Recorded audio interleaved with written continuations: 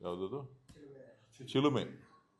ಚಿಲುಮೆ ಏಜೆನ್ಸಿಯವರು ನಡೆಸಿದಂಥ ಏನು ಒಂದು ಅವಾಂತರಗಳಿದೆ ಅದೆಲ್ಲವನ್ನ ಕೂಡ ಇವತ್ತು ಗಮನಿಸಿದಾಗ ಭಾರತೀಯ ಜನತಾ ಪಕ್ಷ ಮತದಾರರ ಪಟ್ಟಿಯ ಮೇಲೆ ಕಣ್ಣಿಟ್ಟು ಚುನಾವಣೆಯನ್ನು ಹಿಡಿತದಲ್ಲಿಟ್ಕೊಳ್ಳುವಂಥ ಕೆಲಸ ಮಾಡ್ತಾ ಇದೆ. ಆ ಒಂದು ನಿಟ್ಟಿನಲ್ಲಿ 5ನೇ ತಾರೀಕು ರಾಹುಲ್ ಗಾಂಧಿ ಅವರ ನೇತೃತ್ವದಲ್ಲಿ ನಾವು ಮಾಡ್ತಾ ಇದ್ದೇವೆ. ಭಾರತೀಯ ಜನತಾ ಪಕ್ಷದವರು ನಾವು ಹೋರಾಟ ಮಾಡ್ತು ಅಂತ ಅಂದರೆ ಅವ್ರಿಗೆ ಯಾಕೆ ನಾವು ಮತದಾರರ ಪಟ್ಟಿ ಪರಿಷ್ಕರಣೆ ಆದರೆ ತಪ್ಪೇನಿದೆ? ಯಾರ್ಯಾರನ್ನೋ ಅವರು ಎಲ್ಲೆಲ್ಲಿ ಅವ್ರನ್ನೋ ಯಾವುದೇ ಸಂದರ್ಭದಲ್ಲಿ ಮತದಾರರ ಪಟ್ಟಿನಲ್ಲಿ ಹೆಸರುಗಳನ್ನು ಸೇರಿಸಿ ಅವ್ರಿರೋದೇ ಇಲ್ಲ ಓಟ್ಗಳಲ್ಲಿ. ಇವ್ರು ಎಲ್ಲ ಹಾಕಿದ್ದಾರೆ ಏನು ಹಾಕಿದ್ದಾರೆ ಅಂತೇಳಿ ಎಲ್ಲ ಕೂಡ ಗೊಂದಲವನ್ನು ಸೃಷ್ಟಿ ಮಾಡ್ತಾ ಇದ್ದಾರೆ. ಆ ಒಂದು ನಿಟ್ಟಿನಲ್ಲಿ ಇವತ್ತು ಒಂದಷ್ಟು ಸಾಕ್ಷ್ಯಾಧಾರಗಳನ್ನು ಇಟ್ಟುಕೊಂಡು ಕಾಂಗ್ರೆಸ್ ಪಕ್ಷ ರಾಹುಲ್ ಗಾಂಧಿ ಅವರ ನೇತೃತ್ವದಲ್ಲಿ 5ನೇ ತಾರೀಕು ಚುನಾವಣಾ ಆಯೋಗದ ವಿರುದ್ಧ ಕರ್ನಾಟಕದಲ್ಲಿ ಹೋರಾಟವನ್ನು ಮಾಡ್ತಾ ಇದ್ದಾರೆ.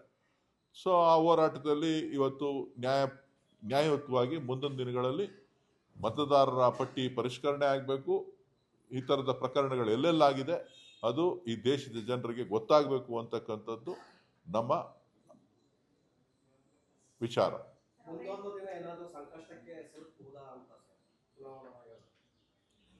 ಇದು ಹೇಳಲಿಕ್ಕೆ ಬರೋದಿಲ್ಲ. ಯಾಕೆ ಅಂತಂದರೆ ಚುನಾವಣಾ ಆಯೋಗ ಒಂದು ಸ್ವತಂತ್ರವಾಗಿ ಕಾರ್ಯನಿರ್ವಹಿಸ್ತಕ್ಕಂಥದ್ದು. ಅವರು ಇತ್ತೀಚಿನ ದಿನಗಳಲ್ಲಿ ಒಂದು ಸರ್ಕಾರದ ಕೈಗೊಂಬೆಯಾಗಿ ಕೆಲಸ ಮಾಡ್ತಾ ಇರ್ತಕ್ಕಂಥದ್ದು ನಮ್ಮೆಲ್ಲರೂ ಕೂಡ ಆತಂಕವನ್ನು ಮೂಡಿಸಿದೆ. ಆ ಒಂದು ನಿಟ್ಟಿನಲ್ಲಿ ನಾವು ಇವತ್ತು ಎಲ್ಲರೂ ಕೂಡ ನಾವು ಹೋರಾಟವನ್ನು ಮಾಡಲಿಕ್ಕೆ ಸಿದ್ಧವಾಗಿದೆ. ನೋಡ್ರಿ, ಯಾವತ್ತೂ ಕೂಡ ಕಾಂಗ್ರೆಸ್ ಪಕ್ಷ ಈ ಒಂದು ಸ್ವತಂತ್ರವಾದಂಥ ಏಜೆನ್ಸಿಗಳಿದೆ. ಚುನಾವಣಾ ಆಯೋಗ ಇರ್ಬೋದು, ಫೈನಾನ್ಸ್ ಕಮಿಷನ್ ಇರ್ಬೋದು, RBI ಇರ್ಬೋದು, CBI ಇರ್ಬೋದು, ED ಇರ್ಬೋದು, ಬೇರೆ ಯಾವುದೇ ಸ್ವಾಯತ್ತ ಸಂಸ್ಥೆಗಳಿದೆ ಯಾವುದ್ರ ಮೇಲೂ ಕೂಡ ಪ್ರಭಾವವನ್ನು ಬೀರ್ತಾ ಇರಲಿಲ್ಲ. ಅದು ತನ್ನಿಚ್ಛೆಯಂತೆ ಕೆಲಸ ಮಾಡ್ತಾ ಇತ್ತು. ಇವತ್ತು ಈ ಎಲ್ಲ ಸಂಸ್ಥೆಗಳು ಕೂಡ ಭಾರತೀಯ ಜನತಾ ಪಕ್ಷದ ಸರ್ಕಾರದ ಕೈಗೊಂಬೆಯಾಗಿ ಕೆಲಸ ಮಾಡ್ತಾ ಇದೆ. ಅದು ಸುಪ್ರೀಂ ಕೋರ್ಟ್ ಕೂಡ ಅನೇಕ ಬಾರಿ ಹೇಳ್ತಾನೆ ಇದೆ, ಕೆಲವೊಂದು ಸಂಸ್ಥೆಗಳ ವಿರುದ್ಧ ಯಾರ್ಯಾರು ನೀವು ಕೈಗೊಂಬೆಯಾಗಿ ಕೆಲಸ ಮಾಡಬಾರ್ದು, ಹೈಕೋರ್ಟು ಸುಪ್ರೀಂ ಕೋರ್ಟು ಹೇಳ್ತಾನೆ ಇದೆ. ಸೊ ಈ ಒಂದು ನಿಟ್ಟಿನಲ್ಲಿ ಎಷ್ಟೇ ಬೈದರೂ ಕೂಡ ಸರ್ಕಾರಕ್ಕೆ ನಾಚಿಕೆ ಆಗೋದಿಲ್ಲ, ಮಾನ ಮರ್ಯಾದೆ ಇಲ್ಲ.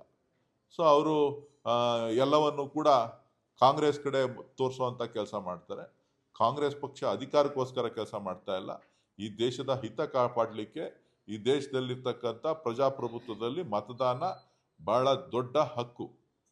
ಆ ಹಕ್ಕನ್ನು ಕಸಿಯುವಂಥ ಕೆಲಸ, ಹಕ್ಕನ್ನು ತಿರ್ಚುವಂಥ ಕೆಲಸ ಏನು ನಡೀತಾ ಇದೆ, ಅದಕ್ಕೆ ಇವತ್ತು ವಿರೋಧವನ್ನು ವ್ಯಕ್ತಪಡಿಸ್ತಾ ಇದ್ದೀವಿ.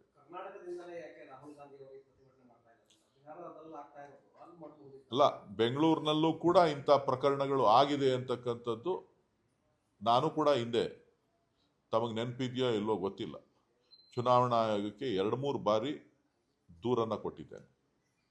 ಅವರು ದೂರು ಕೊಟ್ಟರೂ ಕೂಡ ನಾನು ಕೇಂದ್ರ ಚುನಾವಣಾ ಆಯೋಗಕ್ಕೆ ಕೊಟ್ಟಿದ್ದೆ, ರಾಜ್ಯ ಚುನಾವಣಾ ಆಯೋಗಕ್ಕೆ ಕೊಟ್ಟಿದ್ದರೂ ಕೂಡ ಯಾವುದೇ ಸಂದರ್ಭದಲ್ಲೂ ಕೂಡ ಅವರು ತನಿಖೆ ಮಾಡಿ ಮನೆಗಳೇ ಇಲ್ಲ, ವೋಟ್ ಮಾತ್ರ 50-50,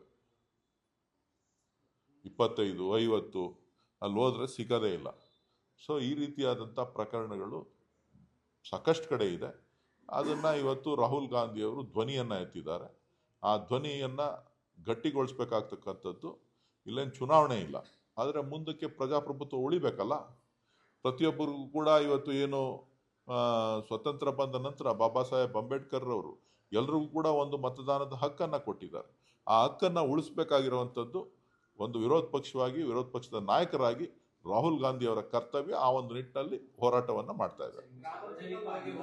ಹೆಚ್ಚಿನ ವಿಡಿಯೋಗಳಿಗೆ ಪ್ರತಿಧ್ವನಿ ಯೂಟ್ಯೂಬ್ ಚಾನೆಲ್ ಸಬ್ಸ್ಕ್ರೈಬ್ ಮಾಡಿ, ಬೆಲ್ ಐಕಾನ್ ಕ್ಲಿಕ್ ಮಾಡಿ.